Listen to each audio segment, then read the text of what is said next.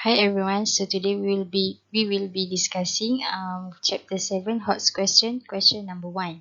So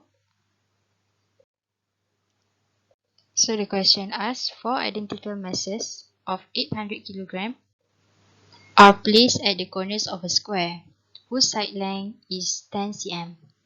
Determine the net gravitational force on one of the masses due to the other three. So soalan ni cakap kita ada 4 mass yang diletakkan dekat setiap penjuru satu square ni. So saya labelkan sebagai A, B, C dan D. Lepas tu dia kata determine the net gravitational force on one of the masses due to the other three. So saya pilih untuk cari force dekat A. Okay. So untuk cari net force dekat A, so first thing kita kena cari 3 force, which is force on A by B, force on A by C and force on A by D. So untuk cari force on ketiga-tiga force tu, kita akan guna formula F is equals to G M besar darab M kecil divided by R square. G tu dia adalah constant 6.67 times 10 to the power of negative 11. M besar tu stands for point mass and M kecil untuk test mass. Okay, then R square. R tu adalah distance between the two object. Okay, so kita masukkan dalam formula untuk cari force on A by B.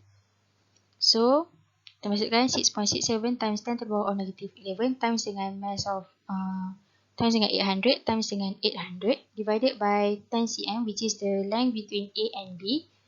Lepas tu kita squarekan, so kita akan dapat force on A by B, which is 4.2688 times 10 to the power of negative 3 Newton.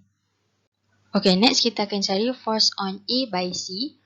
Before kita cari force on A by C, kita kena cari length of A to C, distance between A to C. So kita akan guna Pythagoras theorem. So kita akan dapat AC is equals to 10 square plus 10 square. Kita square rootkan the whole equation dan kita akan dapat AC is equals to 14.142 cm.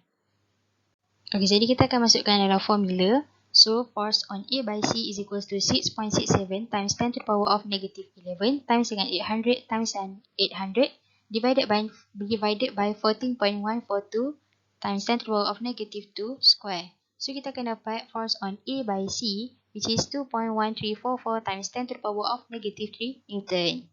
Next, kita akan cari force on A by D. So kita masukkan dalam formula 6.67 times 10 to the power of negative 11 times dengan 800 times 800 divided by 10 cm, which is the length between A and D. So kita akan dapat force on A by D, which is 4.2688 times 10 to the power of negative 3 Newton. Okay. Next. Lepas kita dah dapat ketiga-tiga force tu. Okay, lepas dah dapat ketiga-tiga force tu, kita akan sum up dia. Tapi before tu kita kena buat, kita tengok dulu force tu dekat y-axis dia berapa, dekat x-axis dia ada berapa. So, kita akan buat summation of fx dengan summation of fy. So, before that, kita kena resolve dulu force on A by C ni sebab dia tak duduk dekat x-axis ataupun y-axis. Jadi, kita resolve dulu force on A by C. Kita ada dekat x-axis dengan y-axis. So, kita tahu theta dekat sini adalah 45 degree. Tadi saya ada kira kat depan, kita dapat 45 degree.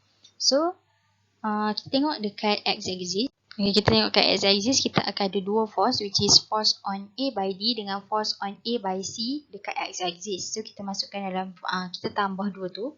So, summation of fx is equals to force on A by D plus force on A by C x-axis. So, kita masukkan nilai yang kita dapat tadi. So, untuk force on A by D, 4.2688 times 10 to the power of negative 3. Dan force on A by C, untuk x-axis, kita akan masuk 2.1433 times 10 to the power of negative 3 cos 45 degree. Dia cos 45 degree because dia punya angle theta tu dekat x-axis, so dia akan jadi cos. So kita akan dapat summation of fx is equals to 5.778 times 10 to the power of negative 3 Newton. Next, kita akan cari summation of fy. So, first kita tengok dekat fy ni, dekat y-axis ni kita ada force apa. So, dekat y-axis kita ada force on A by B dengan force on A by C dekat y-axis. So, kita tambahkan dua-dua tu. force on A by B and force on A by C.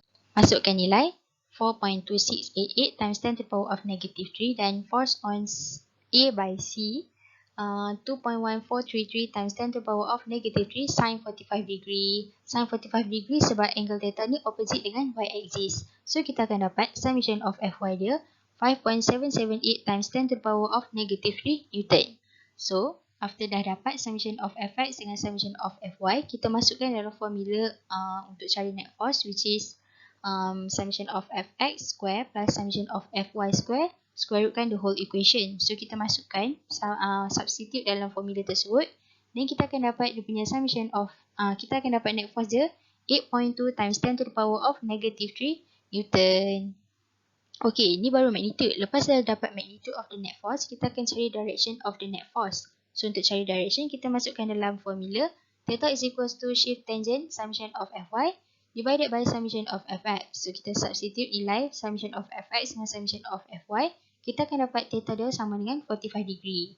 So bila dapat theta tu, kita akan lukis y-axis dengan x-axis. Lepas tu kita tengok summation of Fx dengan summation of Fy dia, kedua-duanya positif. So dia akan ke kanan dan juga ke atas.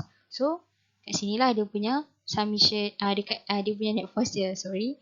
Dan angle theta dia dekat sini. So jawapan final dia adalah 8.2 times 10 to the power of negative 3 Newton, 45 degree above the positive x-axis.